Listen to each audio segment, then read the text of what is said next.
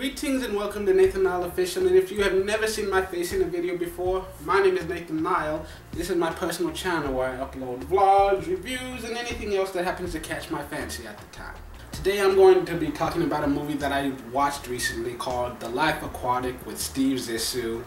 And the reason I watched this is because I had just seen another movie called Rushmore that was directed by Wes Anderson, starring Bill Murray. So then when I saw that this one was also directed by Wes Anderson and starring Bill Murray, I felt like, hey, why not keep the trend going? So I decided to check this one out. I'm going to be honest though, slightly disappointed to some extent. Off the top of my head, honestly, I was kind of bored by much of this movie. It wasn't until about halfway through it that something really exciting happened, and I'm like, ooh, I'm enjoying this now. Why couldn't they have started with that? And considering the fact that this is a 2-hour movie, you know, that first hour, it was really hard for me to sit through. But once we got to that certain point, things really picked up, and it got so much more interesting. I became a lot more invested. One thing I definitely want to say about this movie is that the acting was really terrific. You have a lot of big name people here: Jeff Goldblum, Bill Murray, William Dafoe, Cate Blanchett, Owen Wilson. And despite the fact that there are so many big names, like, a lot of these characters were actually fairly unrecognizable. With the exception of course, Bill Murray and Jeff Goldblum, who always just managed to stand out every time. You know, like, I didn't even recognize some of these people until I saw their names in the credits.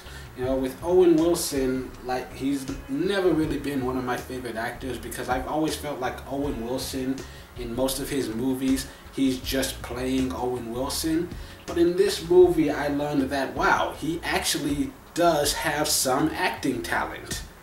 For a basic synopsis of this movie, Bill Murray plays a man, Steve Zissou, who has a series of documentary films called The Life Aquatic with Steve Zissou, where he and a crew basically go out into the ocean and just explore the ocean, discover new marine life and stuff. The movie starts when a member of his crew, one of his best friends, ends up being eaten by a shark that doesn't actually exist, or at least it has never been discovered until he saw it, and so a lot of people don't believe him. They think he's making it up. There are even accusations about him killing his crew member to boost the ratings for the show. So he's setting out on what he knows could possibly be his last adventure, with help from somebody who showed up out of nowhere saying that, oh, I might be your son.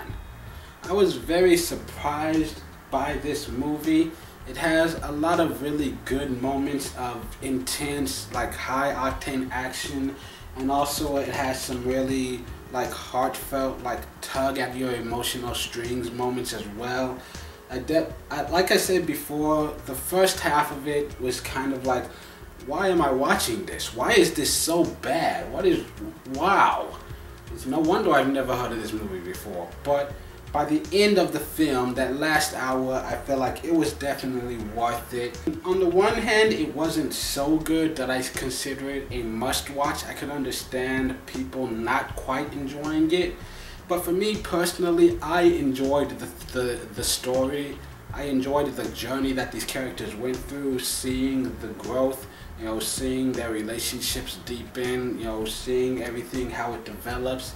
You know, by the end of the movie, I felt like, even though there were a lot of little things about this film that I do not enjoy, and I'm not even sure I could give it a passing grade just as far as a lot of the artistic choices they made go, I still feel like it was worth sitting through, and at the end of the day, I'm still glad that I watched it. So even though I do not think this is really all that great of a movie, I still found myself in being able to enjoy just the viewing of it, being able to just, like, turn off my brain and just enjoy the watching of this film. So if you didn't understand all of my ramblings, to make a long story short, basically, it's not that good of a movie, but I loved it anyways, and I think it's definitely one I'd be willing to recommend. If someone asked me, should I watch this, I'll say, sure, knock yourself out. but it's probably not going to be the first one I recommend if someone asks me, oh, out of all the movies you've ever seen, which is one you would recommend? Like, I've got a long list of others that are in front of that one. Well, that's all I have to say on this subject. If you enjoyed this video, please be sure to click that like button. If you've seen this movie, leave a comment down below. Did you enjoy it? Why or why not? Are there any other movies you'd want me to review? If you enjoyed hearing me talk about this movie, be sure to subscribe so you can catch more of my reviews, because they will continue to come. And until the next time you see my face in a video again, my name is Nathan Lyle. I hope you enjoy your week.